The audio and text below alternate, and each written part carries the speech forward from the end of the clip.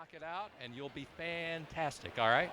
All All right, here we go. Hey, everyone. Jay Todd here, coming to you from fabulous Las Vegas. And here's what's happening this week in gambling.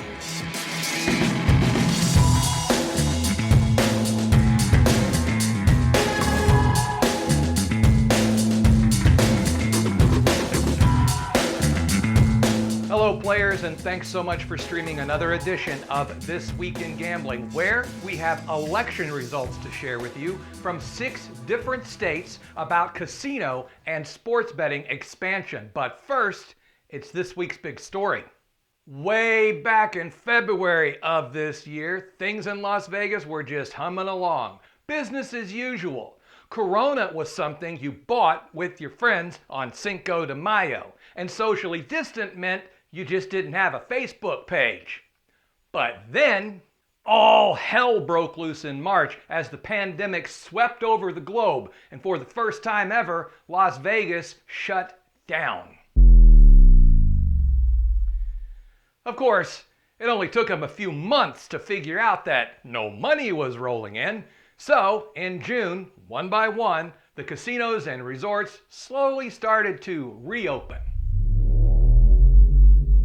Since that time, many, but not all, of the Vegas properties have been welcoming guests back.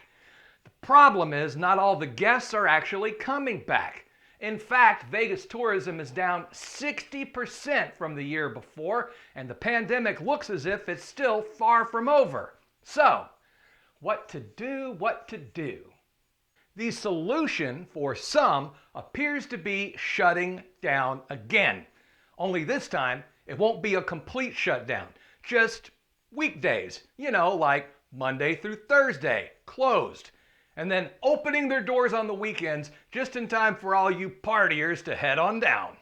Park MGM, the Palazzo, Planet Hollywood, the Encore, and the Link have all announced midweek closures. And if you think that's bad, check this out. The owners of the Sands Corporation are so distressed by the situation with the pandemic, they're actually thinking about selling off their properties and getting the hell out of Las Vegas altogether.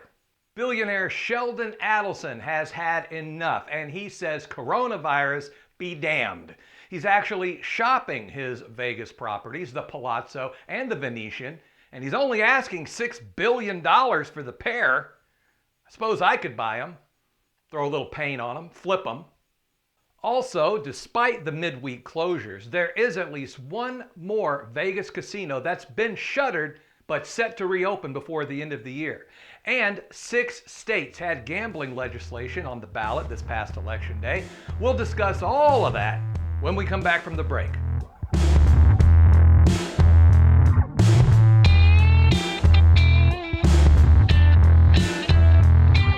This Week in Gambling has been made possible by Online Casino City, your guide to excitement with over 3,000 independent online casino reviews. Visit online.casinocity.com.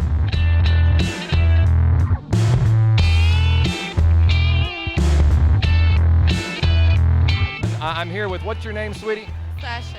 Sasha the Bunny. Do me a favor, Sasha. I saw you doing some little jiggy dance over there. How did that go?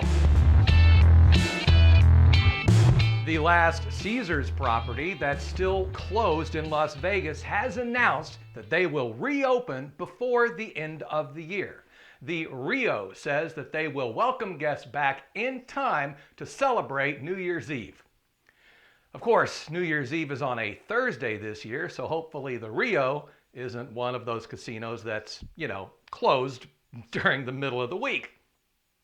Also, we just released another new game review, 'cause that's what we do. This time, it's for the Vault of Fortune online slot from our friends at Yggdrasil. It's a 5-reel game with 20 pay lines and comes with bonus spins, a bonus round, wilds, scatters, and cascading reels. You can find this review and hundreds more when you visit and subscribe to our YouTube channel. And finally this week, the election is now behind us, thank God. And voters in Colorado, Virginia, and Nebraska went to the polls and decided they want expanded casino gambling. And as nice as that news is, Wait till you hear about sports betting. Louisiana, Maryland, and South Dakota have all decided to legalize betting on sports within their borders. That means, my friends, that now 25 of the 50 states in America regulate the activity. And if my high school math is correct, that's about half. Of course, there was the whole presidential election thing too, but I don't really care about that. I didn't pay attention. I don't even know who won.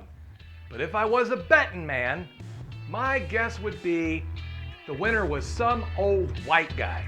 Am I right? Am I right?